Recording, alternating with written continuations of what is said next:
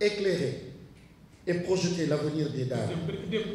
Ces institutions qui, depuis des siècles, forgent en silence les consciences, affermissent les âmes et façonnent l'esprit sénégalais dans sa profondeur la plus authentique.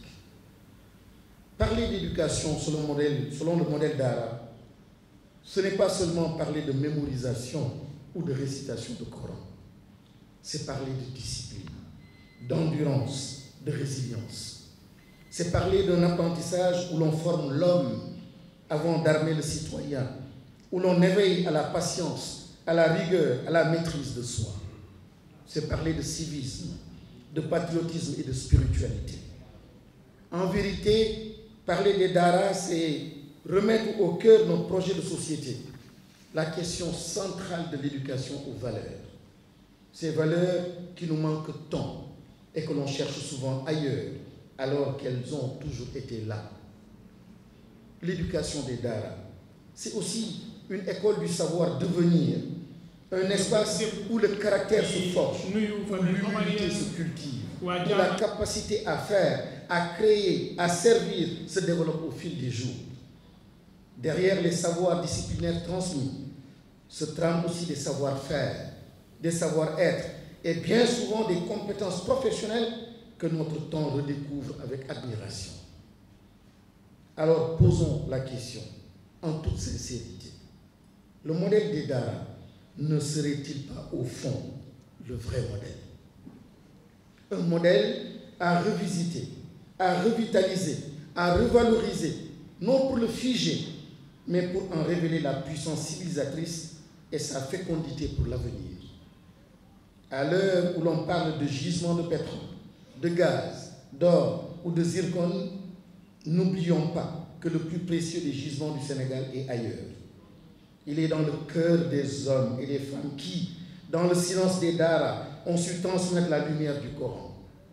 Le président de la République, son Excellence, M. Bassirou Diomaye Diakhar Faye, nous exhorte à explorer ces gisements spirituels disséminés dans nos terroirs, dans nos confréries, dans notre mémoire collective, afin de donner une âme, une conscience et une sagesse au capital humain qui portera la transformation systémique tant attendue à l'horizon 2050. Ces assises que nous lançons aujourd'hui ne doivent pas être un exercice d'apparat, ni une affaire de séminaire ou de conférence réservée aux experts. Elles doivent être enracinées dans le réel, aller à la rencontre des acteurs, dans les régions, dans les Daara reculés comme dans les plus établis. Écouter, entendre, comprendre, car c'est au plus près du terrain que se forgent les solutions durables. Dans cette démarche, les qualités humaines et les postures éthiques seront notre boussole. Il nous faudra de la transparence dans les intentions, du respect dans les échanges, de l'écoute sincère, une rigueur républicaine dans la méthode et surtout une générosité de cœur et un sens élevé du don de soi. C'est à ce prix que nous pourrons bâtir ensemble un consensus fort, légitime et transformateur. L'intégration des Daara dans le système éducatif ne saurait se faire en opposant les savoirs. Elle doit se faire en les articulant. Aux côtés du Coran et de la jurisprudence, les pensionnaires des Daara doivent pouvoir accéder, s'ils le souhaitent, à la maîtrise de l'informatique, de l'anglais, de la pensée critique, des sciences modernes, sans jamais perdre leur ancrage spirituel. L'ouverture n'est pas une dilution, elle est élévation. Les Daara sont une composante essentielle de notre mémoire collective et de notre avenir éducatif. Mais ils s'inscrivent aussi dans un paysage spirituel plus vaste.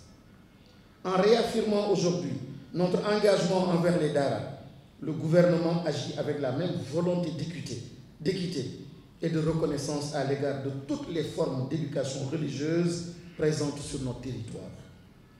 Dans le respect de notre diversité spirituelle, chaque expression de foi et chaque cadre éducatif confessionnel, quelle qu'en soit l'obédience, trouve sa place dans la construction d'une société sénégalaise harmonieuse, inclusive et fidèle à ses valeurs de tolérance. Mais au-delà des structures et des textes, cette initiative s'ancre dans une volonté ferme de répondre à une souffrance humaine qui nous interpelle chaque jour. Elle s'inscrit dans le cadre de la lutte contre la mendicité infantile. Ce drame silencieux qui expose les enfants talibés, souvent livrés à eux-mêmes, à l'errance, à l'insécurité et à la précarité. Ces enfants qui arpentent quotidiennement nos rues ne doivent plus être perçus comme les angles morts de nos politiques publiques, mais comme des visages concrets de l'urgence éducative et sociale. Et ça, ce n'est pas les daara. En plaçant donc les daara au cœur d'une réforme inclusive et structurée, nous affirmons qu'aucun enfant du Sénégal ne sera plus laissé à la marge. Chaque destin mérite protection, dignité et espérance, comme le veulent les daara. Mais notre responsabilité ne s'arrête pas à la lutte contre la mendicité des enfants talibés. Elle s'étend aussi à un autre fléau, plus silencieux, mais tout aussi corrosif. La banalisation de l'indécence et la perte de repères dans nos espaces éducatifs. Nous avons vu il y a 24 heures ce qui s'est passé dans certaines écoles. Et les daara doivent inspirer même ces écoles. Les daara doivent transposer, infuser dans ces écoles dites modernes, justement ces socles de valeurs pour aider le système éducatif global à être transformé. Il ne s'agit plus seulement de protéger l'enfant vulnérable dans la rue, mais aussi de préserver la dignité de l'homme dans la salle de classe. Car l'infantilisation morale de l'adulte, ce renoncement progressif à la pudeur, à l'exemplarité, à l'élévation intérieure, même dans les lieux où l'on est censé transmettre le savoir, est le reflet d'une crise plus large. C'est la crise des valeurs.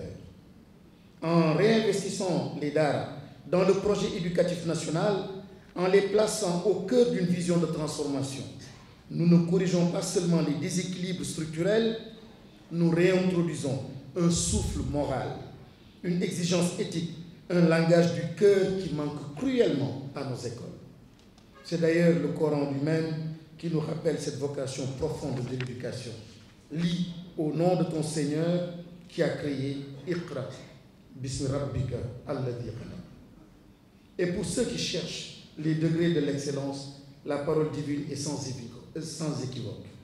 Allah qui dit aussi dans Surat Al-Mujadila, verset 11, Allah élève en degrés ceux d'entre vous qui ont cru et ceux qui ont reçu le savoir.